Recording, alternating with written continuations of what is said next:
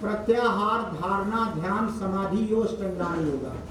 8 अंग है योग के। कहा यम क्या है? कहा अहिंसा, सत्य, अस्तेयम, ब्रह्मचर्य, क्षमा, धृति, दया, आर्जवम, मिथ्याहार, शौचम, चैवो, जमादस। तो 10 चीज का बताया कि 10 चीज हम लोग करें। कहा 10 चीज का पालन करें। तो उतना तो समय नहीं है, एक आध 2 चीज का हम विवरण करते हैं। इसमें सबसे प्रमुख है ब्रह्मचर्य। सबसे प्रमुख है ब्रह्मचर्य। चरणदास नाम के एक संत हुए जो सुखदेव के अवतार माने जाते हैं, उन्हें वर्णन किया बहुत अच्छा लाइन में। ब्रह्मचर्य यासो कहो सुनो चरण ही दास, 8 अंग जे नारी के नेक न राखे आस। सुमिरन त्रिया के नहीं करिए, श्रवणन सूरत रूप न धरिए। रस श्रृंगार पढ़े नहीं गावे, नारी सु नहीं हंसे हंसावे। दृष्टि न देखाए विष नहीं दौड़े, मुख देखाए मन हो जा और। बात एकांत करही नहीं कबहू, मिलन उपाय जो त्याग ही सब हूँ। अष्टम स्पर्श निकट नहीं आवे, तब काम जीत योगी सुख पावे। कहा कि अब इतनी व्यवस्था, आपसे कोई पूछे आपका नाम क्या है, आप कहिए मेरे लकर दादा का नाम ये है, छरदादा का नाम ये है। तो ब्रह्मचर्य के बारे में पूछा गया तो कह रहे हैं ब्रह्मचर्य। कहा मैथुन कहूँ 8 प्रकारा। मैं ब्रह्मचर्य नहीं बताया कि 8 प्रकार के मैथुन जानो, इन्हें तजो ब्रह्मचर्य पिछानो।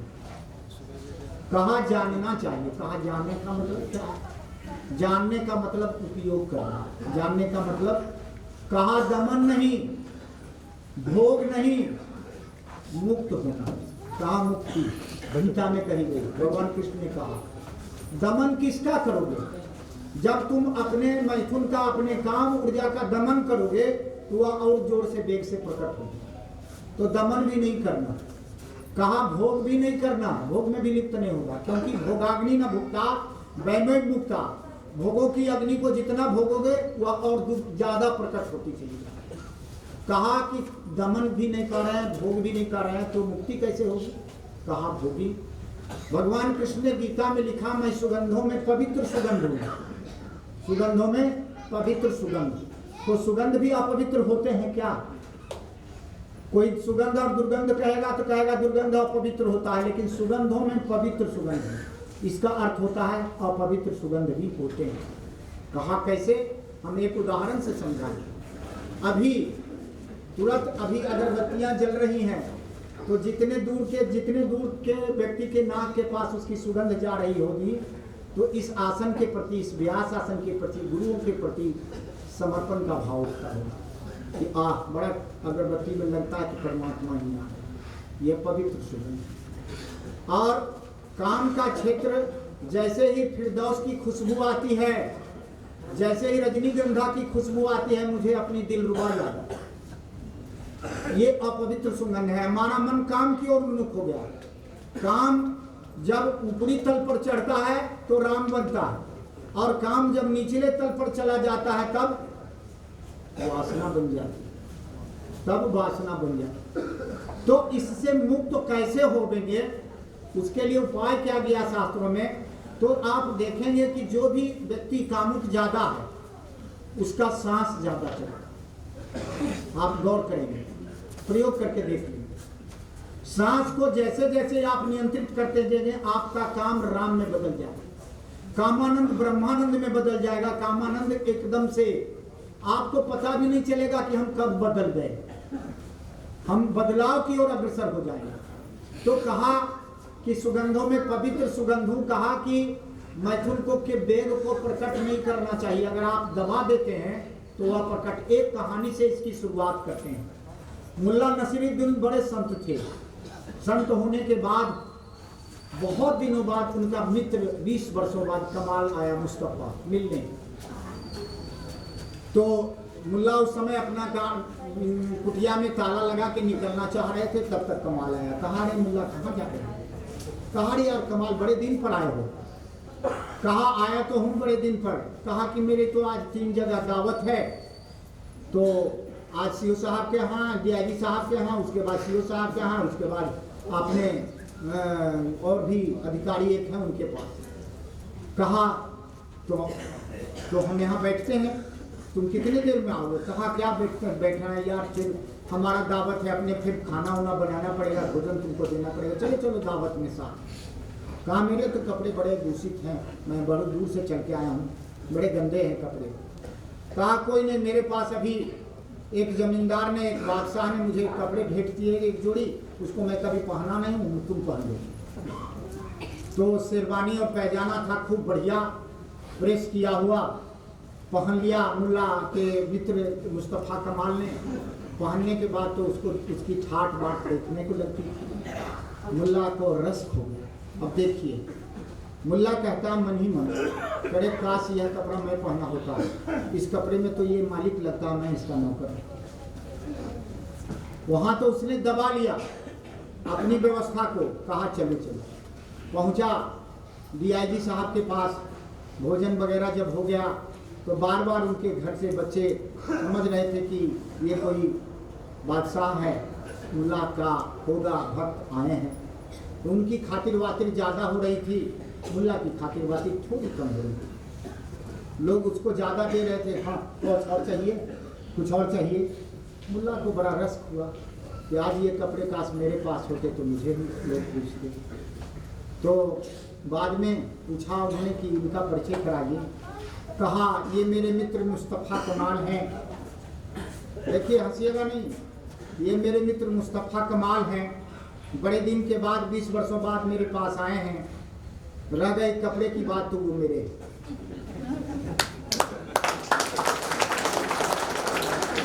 और मन में भावना जो दबी थी वो निकल के सामने आ गई। मुस्तफ़ा को बड़ा बुरा लगा। कहा अरे यार मुल्ला, तुम तो बड़े संत कहते हो अपने आप को, और यहाँ आकर के तुमने मेरी तो नाक कटवा दी। अरे तुम्हारे भी कपड़े थे तो ये कहने की क्या आवश्यकता है? बाहर निकला, कहा मित्र गलती हो गई, स्लिप ऑफ टंग हो, ऐसा नहीं हो।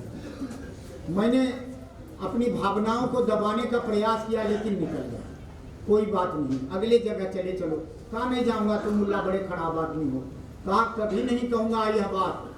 दूसरी जगह गए, सीओ साहब के यहाँ भोजन पानी हुआ, वहाँ भी वही स्थिति। लोग बाग यही के बारे में देखते थे, गौर से देखते थे, उनके बच्चे देखते थे, क्या ठाट बाट हैं, बड़े बादशाहों जैसे लगते हैं। मुल्ला को बड़ा रस हो रहा अंदर से कि काश यह कपड़ा तो मैं पहना होगा तो आज मुझे। फिर उन्होंने पूछा कि इनका परिचय कराइए। कहा ये मेरे मित्र हैं, 20 वर्षों बाद आए हैं, नाम इनका मुस्तफ़ा कमाल है। रह गई कपड़े की बाबत, तो कपड़े तो इन्हीं के। तो सब हंसने लगे। कहा इन्हीं के हैं का मतलब कपड़े क्या उधार भी लेते हैं क्या किसी से? मुस्तफ़ा कमाल तो घबरा गए, क्या बोलता है मुल्ला, एकदम से पागल हो गया है क्या? कहा ऐसा नहीं, मुल्ला थोड़ा सोचते सोचते ध्यान में कुछ ज़्यादा ही बोल जाते हैं, इसलिए चिंता की बात नहीं। मुल्ला ने हाँ में हाँ मिलाया। कहा हाँ कुछ ज़्यादा बोल गए, सीओ साहब क्षमा कीजिए। मगर सीओ साहब तो क्षमा क्या करेंगे, उससे ज़्यादा मुस्तफ़ा कमाल गर्म हो गए, बाहर निकले। कहा अब यार तुम अपना कपड़ा ले लो, हम अब चलते हैं। हम तुमको प्रणाम किया, तुम तीसरी जगह नहीं जाना, तुम तो 2 जगह मेरी नाक कटवा दिया, मेरी बेइज्जती, मेरी हेठी करवा दिया, मेरी कमतरी करवा दिया। अब तो मैंने यहाँ कहा कि यार ऐसा नहीं होगा, अब एक जगह बचा है, चले चलो, हम तुमसे आग्रह करते हैं, प्रार्थना करते हैं, अब यह बात मेरे मुँह से नहीं निकलेगी। वहाँ से चले गए और जैसे ही गए अन्य अधिकारी के यहाँ, आज उनकी दावत थी, उनकी पोस्टिंग हुई थी ऊपर में, तो दावत दिए थे, तो बड़ा शौक से खिलाए, सबको बढ़िया खिलाए। आए तो मुल्ला नसीरुद्दीन आ गए, इनको पहचानते ही थे। उसके बाद मुल्ला नसीरुद्दीन की सेवा स्वागत किया, बैठाए, उनसे भी ज़्यादा मुल्ला के मित्र को बैठाया। तो मुल्ला जल भूल गए, बोले कि मेरे कपड़े होते तो आज मुझे इसका इतना ही आदर मिलता। मुल्ला ने कहा मित्र मुस्तफ़ा कमाल को जब उन्होंने पूछा कि इनका परिचय कराया जाए, कहा ये मेरे मित्र हैं, 20 वर्षों बाद दोनों में भेंट हुई है, मेरे प्यारे मित्र थे, मुझसे मिलने आए हैं। मैंने कहा चले चलो हम भी वहाँ भोजन करते हैं, और कपड़े की बात मत पूछिएगा, कपड़े किसके हैं मुझे मालूम नहीं। तो जैसे ही दमन करते हैं अंदर से उसकी उत्पत्ति होती है। काम की ऊर्जा भी इसी प्रकार से, उसको आप अगर दमन करेंगे तो उत्पन्न होगा। तो उत्पन्न होने के लिए आप जिम्मेदार हैं, उत्पन्न होने के लिए कोई दूसरा जिम्मेदार नहीं। आप कहेंगे कि बगल से एक लड़की गुजरती थी, मैंने उसको देख लिया, मेरा काम उत्पन्न हो गया। या लड़की कहेगी कि बगल से एक सुंदर लड़का गुजरता था और मैं देखा और मेरे मन में मेरा मन कामुक हो गया। ऐसी बात नहीं है। माँ का मन इसलिए कामुक हो गया, इसके लिए जिम्मेदार आप हैं, क्योंकि आप होश में नहीं जी रहे, आप बेहोश होकर जी रहे। कहा इसको होश में जीने का तरीका क्या है, आर्ट ऑफ लिविंग क्या है। तो आप 24 घंटे ना कर सकें, केवल 2 घंटे के लिए गहरे सांस को केवल विजिट करें, निरीक्षण करें, वो आपका ध्यान बच जाए। काम कहाँ है, आप काम को खोजिए, अंदर में खोजिए कि कामुकता कहाँ है। मैं देखता हूँ कामुकता आते हैं कि नहीं, आने दीजिए। उसको अपनी सूक्ष्म निगाहों से देखते रहिए अंदर से कि कामुकता कहाँ है, कामुकता कहाँ है। कोई कामुकता वस्तु है जो कहीं से उठा लाए हैं आप, तो आप देखेंगे कि वह काम आप धीरे धीरे तिरोहित हो रहा है। हमने कल परसों कहा था कि बोधिसत्व गए इंग्लैंड, यहाँ चीन, और चीन जाने के बाद चीन के सम्राट आए कि महाराज मैं यहाँ राज्य जीता हूँ, ऐसे राज्य जीता हूँ, ऐसे राज्य जीता हूँ, मेरे मन में अहंकार बहुत आ गया, हम अहंकार से मुक्ति चाहते हैं। बोले इसके लिए कल आना। जाने लगे, बोले सोचो सुनो तो क्या, कल जब आना तो अहंकार को भी साथ लेकर आना, तो अकेले मत आना। चमत्कार हो गया। घर गए, रात में सोचने लगे कि अहंकार कहाँ है। उन्होंने अहंकार लाने का कहा, मैं अहंकार को कहाँ से लाऊंगा।